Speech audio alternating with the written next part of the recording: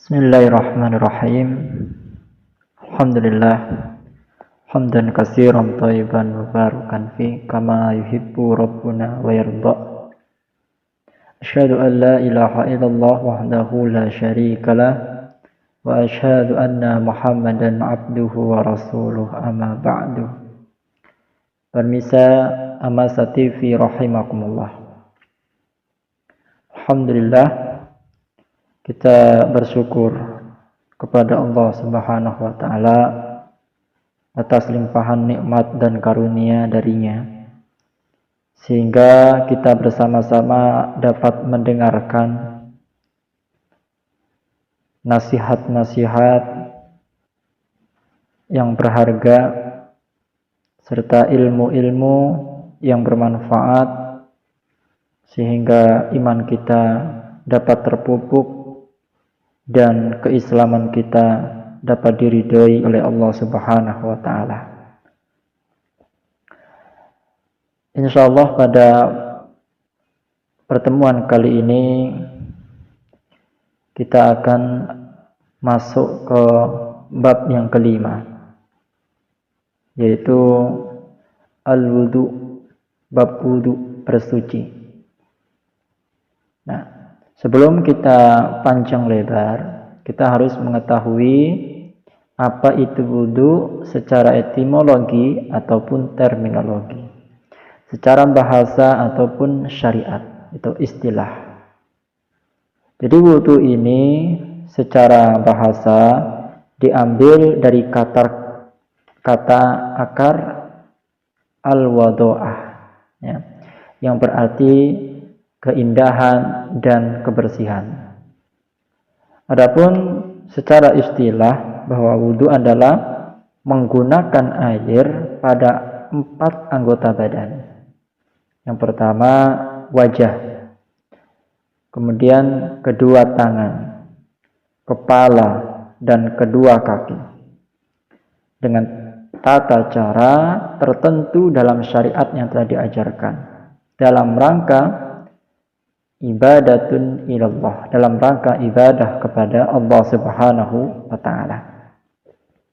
Nah, itulah definisi berwudu secara syariat.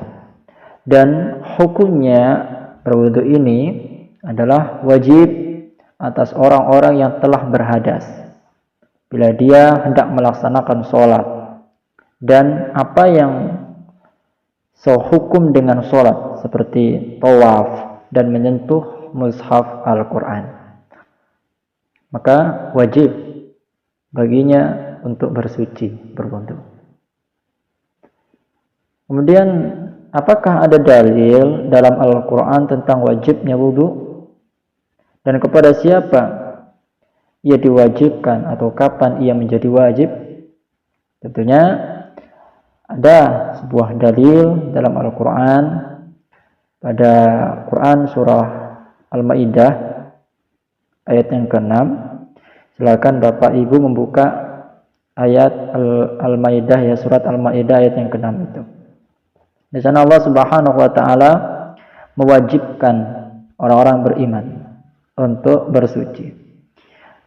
Bunyi ayatnya, ya ayyuhalladzina amanu idza kuntum ilas shalah faghsilu wujuhakum wa aydiyakum ilal marafiq. Wahai orang-orang yang beriman, apabila kalian hendak mendirikan salat, maka basuhlah wajah kalian. Basuhlah wajah kalian dan juga tangan kalian sampai ke siku. Wamsahu biru'usikum wa arjulakum ilal ka'bain. Sapulah kepala kalian dan basuhlah kedua kaki kalian sampai kedua mata kaki. Wa in kuntum junuban fattahharu. Jika kalian dalam keadaan junub, maka bersucilah, mandilah. Wa in kuntum marda aw ala safarin aw jaa ahadun minkum minal ghaid aw lamastumun nisa falam tajidu ma'an fatayammamu sa'idan tayyiban wamsahu biwujuhikum wa aydikum minhu.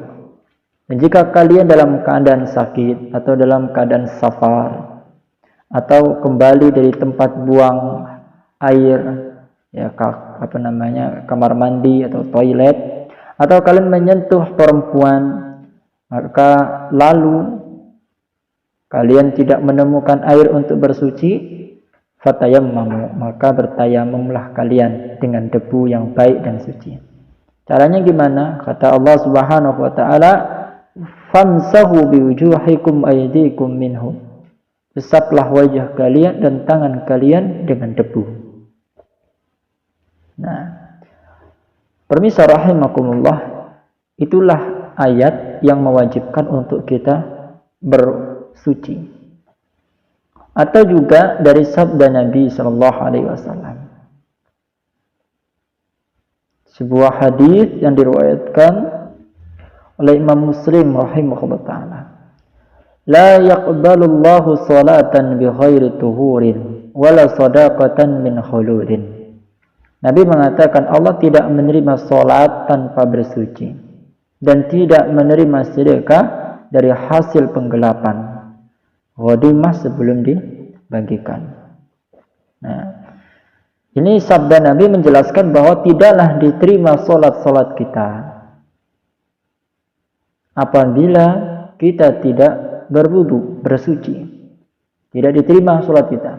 Ibadah kita tidak diterima, yang sehukum dengan wajibnya bersuci. Dan juga tidaklah diterima sedekah atau sedekah dari hasil penggelapan. Ghanimah sebelum dibagikan. Ghanimah itu harta rampasan. Jadi terkadang para sahabat ketika berperang menang, dia akan mengumpulkan harta ghanimah. Dan itu akan dibagi. Setelah dikumpulkan akan dibagi-bagi oleh para sahabat kepada yang lainnya. Yaitu apabila mereka menggelapkan, maka hasil penggelapan itu disedekahkan, maka tidak diterima sedekahnya itu. Nah, dan juga hadis Nabi sallallahu alaihi wasallam, la yuqbalullahu salata man ahdatsa hatta yatawadda. Allah tidak menerima salat, kata Rasulullah, orang-orang yang berhadas, baik hadas kecil maupun hadas besar, hingga dia bersuci atau hingga dia berwudu. Hadisnya sahih diriwayatkan oleh Imam Muslim. Nah, dalam masalah ini, ikhwatal iman, a'azzani Allah, tidak dinukil dari seorang pun dari kaum muslimin adanya beda pendapat, tidak ada. Maka dengan penjelasan tersebut, pensyariatan berwudu menjadi tetap berdasarkan Al-Quran, Al-Hadits, dan Ijma'. Tetap hukumnya wajib. Adapun kepada siapakah wudu itu diwajibkan, maka wudu itu diwajibkan kepada setiap muslim yang dewasa. Dewasa artinya dewasa, sudah mumayyiz, sudah baligh, dan berakal, al-aqlu, orang yang berakal. Manakala orang muslim yang dewasa itu dan orang muslim yang berakal, dia hendak melaksanakan sholat atau apa yang sehukum dengannya, maka baginya wajib bersuci. Nah, artinya apabila dia tidak bersuci, maka tertolak ibadahnya.